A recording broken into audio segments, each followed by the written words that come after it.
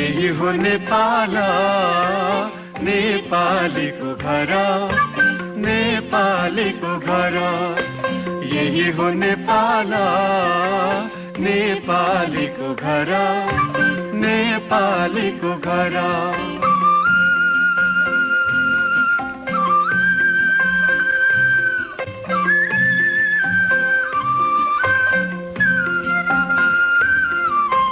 उत्तरतिर चाँदीको पर्खाल सजेको दरबार, उत्तरतिर चाँदीको पर्खाल सजेको दरबार। दक्षिणतिर बगैँचा जस्तो चौकिला बजार, दक्षिणतिर बगैँचा जस्तो चौकिला बजार।